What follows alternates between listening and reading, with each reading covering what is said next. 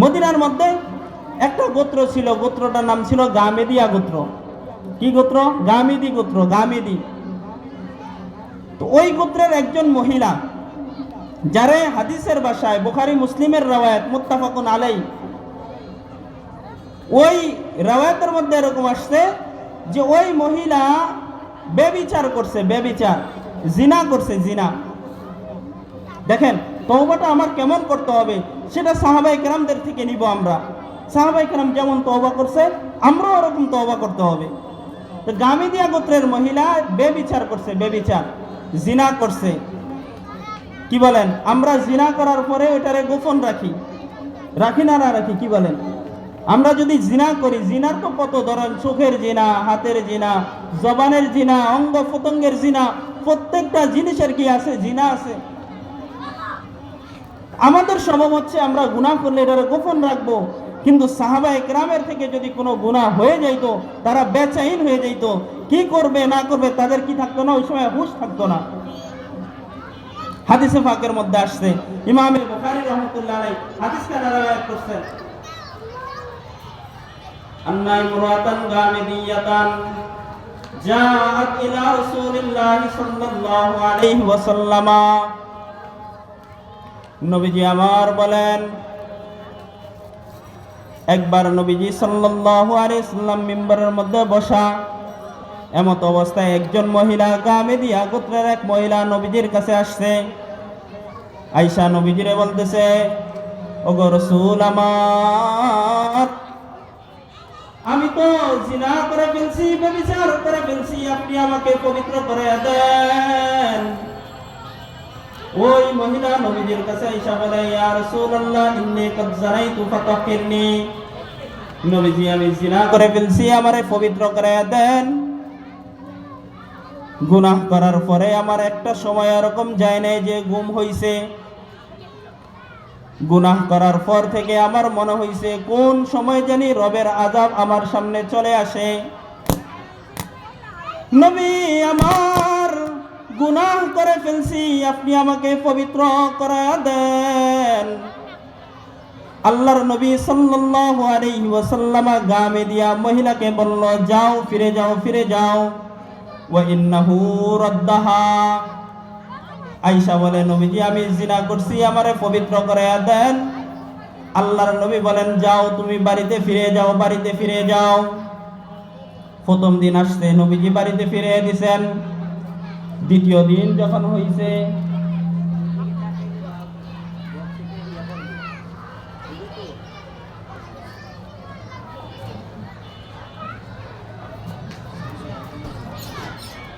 যখন দ্বিতীয় দিন আবার হইল, ওই মহিলা নবীজির কাছে আসছে। ফালাম্মা কানাল গাদ, দ্বিতীয় দিন আয়েশা বলে, ইয়া রাসূলুল্লাহ ইন্নী কাদ জানাইতু ফাতাহহিরনি, নবীজি আমার, আমি তো গুনাহ করে ফেলছি, আপনি আমাকে পবিত্র করায়া দেন। নবীজি সাল্লাল্লাহু আলাইহি ওয়াসাল্লাম গামেদিয়া গোত্রের মহিলার কথা আর শুনলেন না, ফিরে দিলেন, ফিরে দিলেন। তৃতীয় দিন যখন আইছে, নবীজির দরবারে আয়েশা সেম একই কথা বলতেছে, ইয়া রাসূলুল্লাহ ইন্নী কাদ জানাইতু ফাতাহহিরনি, নবী আমি ব্যভিচার করে ফেলছি গো। ও নবী, গুনাহের বোঝা মাথায় দিয়া সারা রাতের মধ্যে আমার ঘুম হয় না, নবীজি আপনি আমাকে পবিত্র করে দেন। নবীজি সাল্লাল্লাহু আলাইহি ওয়াসাল্লাম মুখ ফিরে রাখছেন। এইবার গামেদিয়া গোত্রের মহিলা নবীজিকে বলতেছেন, লিমা তারুদ্দানি, লিমা তারুদ্দানি লাআল্লাকা আন তারুদ্দানি কামা রাদাত্তা মাইজান। এ নবী আমার, আপনি কেন আমাকে ফিরে দিতেছেন? মনে হইতেছে মায়েজে আসলামীকে আপনি যেই কারণে ফিরে দিতেছেন, মনে হয় আপনি আমাকে ওই জন্য ফিরে দিতেছেন। এখন মায়েজে আসলামের কথা আসলো, মানে মায়েজে আসলামীও এরকম জিনা করছে, নবীজির কাছে আসছে, নবীজি ফিরে দিয়েছেন। একদিন, দুই দিন, তিন দিন, তিন দিনের পরে নবী সাল্লাল্লাহু আলাইহি ওয়াসাল্লাম সাহাবায়ে কেরামদেরকে পাঠাইছেন, যাও মায়েজে আসলামের এলাকায় যাও, যে দেখো সে কি পাগল কিনা, সে কি অসুস্থ কিনা, তার অবস্থা কি, এটা জেনে আসো। মানে নবীজি মনে করছে যে হয়তো পাগল, পাগলামির কারণে আয়েশা বলতেছে আমি জিনা করছি। তো মায়েজ ইসলামের এলাকায় পাঠাইছে, পাঠানোর পরে সমস্ত মানুষ বলছে না, এই মায়েজ সুস্থ মানুষ, সে অসুস্থ না, সে যদি বলে থাকে জিনা করছে তাহলে সে জিনা করছে। এই কথার উপরে ওই সাহাবায়ে কেরাম মায়েজ ইসলামের এলাকা থেকে ফিরে আসতে নবীজিরে বলতেছে, নবীজি মায়েজ ইসলামী তো জিনা করছে, তারপরে তার উপরে শরীয়তের যে হুকুম ওই হুকুম লাগিয়ে দেওয়া হয়েছে। এখন গামীদিয়া মহিলা নবীজিরে বলতেছেন, নবীজি আমার, যেই জন্য মায়েজ ইসলামীকে আপনি ফিরিয়ে দিলেন ওই জন্যই কি আপনি আমাকে ফিরিয়ে দিতেছেন? খোদার কসম নবীজি আমি বলতেছি, আল্লাহি লা হুদ্দা মিনাজ জিনা, নবী আমার, আমি জিনার কারণে হামেলা হয়ে গেছি, আমার পেটের মধ্যে বাচ্চা চলে আসছে। নবী আমার, দুনিয়ার জিন্দেগির মধ্যে কষ্ট সহ্য করা বড় ব্যাপার না, দুনিয়ার জিন্দেগির কষ্ট তো বেশি কষ্ট না। ময়দানে মাশরে যদি আল্লাহ তাআলা সমস্ত মানুষের কাতারে কাতারে দাঁড়া করায় আমারে হাঁটায় আমার গুনাহ মানুষের মধ্যে দেখায়, নবীজি দুনিয়ার কষ্ট বেশি কষ্ট হবে না, আখিরাতের কষ্ট ভয়ঙ্কর কষ্ট। নবী আমার, দুনিয়ার জ্বালা তো এটা জ্বালা না, ময়দানে মাশরে জাহান্নামের আগুনের জ্বালা তো ভয়ঙ্কর জ্বালা। নবী আমার, তোমার জবান থেকে আমি শুনছি ময়দানে মাশরের জ্বালা কত ভয়ঙ্কর হবে। ময়দানে মাশরের আগুন 3000 বছর আল্লাহ তাআলা জ্বালায়া প্রস্তুত করছেন জাহান্নামীদেরকে ওই আগুনের মধ্যে জ্বালানোর জন্য।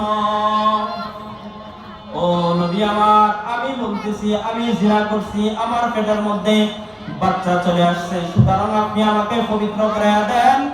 শরীয়তের যেই হুদুদ এই জায়গার মধ্যে পড়বে, নবী আমার আপনি ওই হুদুদই কায়েম করেন, ওই হুকুমই আপনি সাহাবায়ে কেরামদেরকে দেন। নবী আমার, আমি তো এই গুনাহের শাস্তি নিয়া আল্লাহ তাআলার সামনে উপস্থিত হইতে চাই না। নবী সাল্লাল্লাহু আলাইহি সাল্লাম মহিলার অবস্থা দেখে বললেন, ঠিক আছে, তোমার বিচার করা হবে, যাও তুমি বাড়িতে চলে যাও। তুমি গুনাহ করছো, ব্যভিচার করছো, তোমার গর্ভে সন্তান চলে আসছে, তোমার গুনাহের শাস্তির কারণে তোমার সন্তানকে তো হত্যা আমি করতে পারবো না।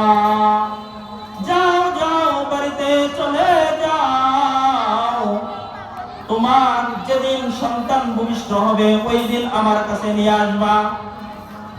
মহিলা একটা আশা নিয়ে বাড়িতে চলে গেল। 9 মাস পর্যন্ত অপেক্ষা করলো। কয় মাস?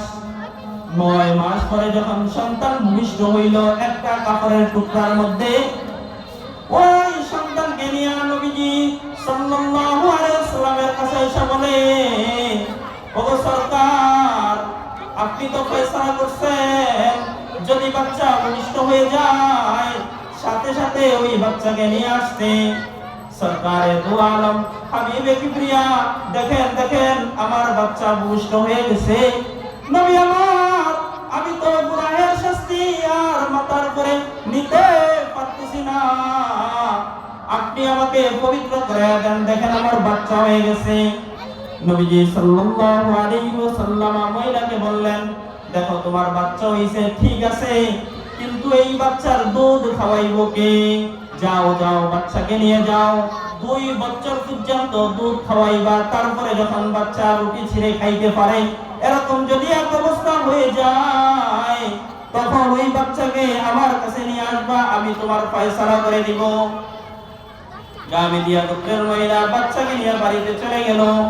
দুধ খাওয়াইতেছে আর মনে মনে এই আশা করতেছে, কোন সময় আমার বাচ্চা বড় হবে, কোন সময় আমার বাচ্চা রুটি ছিঁড়ে খাইতে পারবে।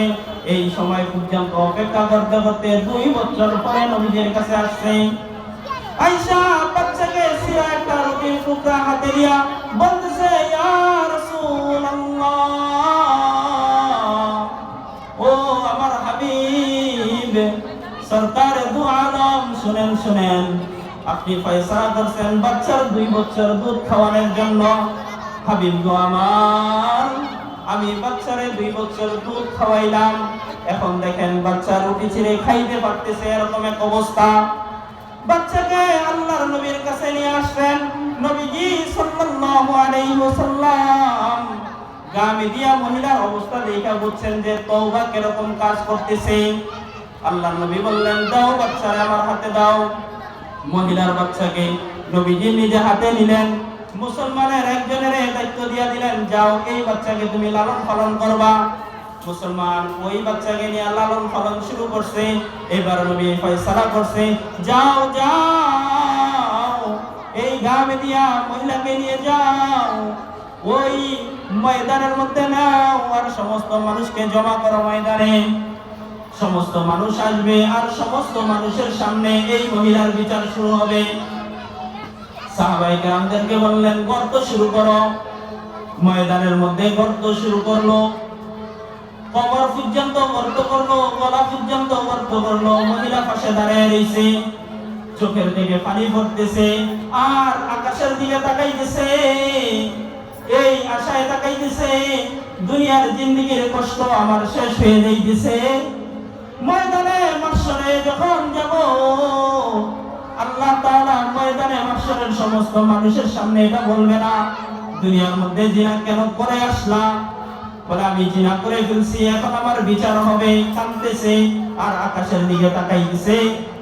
গর্ত যখন হয়ে গেল, গামেদিয়া মহিলাকে ওই গর্তের মধ্যে ঢুকানো হইল, মাটি চাপা দিল গলা পর্যন্ত। সমস্ত সাহাবায়ে কেরামদেরকে হুকুম দেওয়া হলো, পাথর মারো, পাথর মারো। আশেপাশের যত সাহাবায়ে কেরাম ছিল, সব সাহাবীরা বড় বড় পাথর নিয়ে গামেদিয়া গোত্রের মহিলার কপালে মারতেছে, চেহারায় মারতেছে, হাতে মারতেছে, মুখে মারতেছে। বলে, যখন এক একটা পাথর মাথায় পড়তেছে, সাথে সাথে মাথা থেকে রক্ত বের হওয়া শুরু করছে। বলে, ওই পাথর যখন চেহারার মধ্যে পড়া শুরু করছে, চেহারা ফেটে ফেটে রক্ত বের হওয়া শুরু করছে। সম্মানিত হাজিরিন, একটু চিন্তা করেন, জিনা করছে যদি গোপন রাখতো, দুনিয়ার মধ্যে কেউ জানতো না, দুনিয়ার মধ্যে কোনো বিচার আচারও হইতো না, মানুষও তারা নিয়ে টিটকারি করতো না। কিন্তু গুনাহ হয়ে যাওয়ার পরে নবীদের কাছে আসছে, নবীজি বিচারের ফয়সালা করছে। 2-2.5 বছর পরে নবীজি তার বিচারের ফয়সালা করছে। ময়দানের মধ্যে গর্ত করে পাথর মেরে মেরে তাকে হত্যা করতেছে। ওই মজমার মধ্যে একজন সাহাবী হযরত খালিদ ইবনুল ওয়ালিদ রাদিয়াল্লাহু তাআলা আনহু দাঁড়ানো ছিল। খালিদ ইবনুল ওয়ালিদ রাদিয়াল্লাহু তাআলা আনহু একটা বড় পাথর নিলেন, ওই মহিলার মাথা মারে এরকম জোরে নিক্ষেপ করলেন, সাথে সাথে মাথাটা 2 খণ্ড হয়ে গেছে। মাথা 2 খণ্ড হয়ে যাওয়ার সাথে সাথে মাথার রক্ত ওই খালিদ ইবনুল ওয়ালিদের চেহারার মধ্যে আসছে, জামার মধ্যে আসলো। এই রক্ত জামা আর চেহারার মধ্যে আসার কারণে খালিদ ইবনুল ওয়ালিদ বলতেছেন, হায় হায়, গুনাহগার মহিলার শরীরের রক্ত আমার চেহারার মধ্যে আসছে। নবীজি সাল্লাল্লাহু আলাইহি সাল্লাম পাশে বসা। নবীজি যখন খালিদ রাদিয়াল্লাহু তাআলা আনহু এই কথা বললেন, নবীজি দাঁড়িয়ে গেলেন আর চিৎকার দিয়ে বলতেছেন, খালিদ, তুমি তারে জিনাকারী বলিও না, তুমি তারে তওবাকারী বলো। তার আর কোনো গুনাহ নাই। খালিদ, তুমি তারে জিনাকারী বলতেছো, আর আমি তো তারে তওবাকারী বলতেছি। ও খালিদ, শোনো, লাউ তাবাহা সাহিবু মাকসিন লাগুফির লাহু। খালিদ ইবনুল ওয়ালিদ, শোনো, এই মহিলা এমন তওবা করছে যে এই তওবাকে যদি বান্দার হক নষ্টকারী কারো উপরে বন্টন করে দেওয়া হইতো, তাহলে আল্লাহ তাআলা ওই হক নিবাদ নষ্টকারীকে ক্ষমা করে দিত।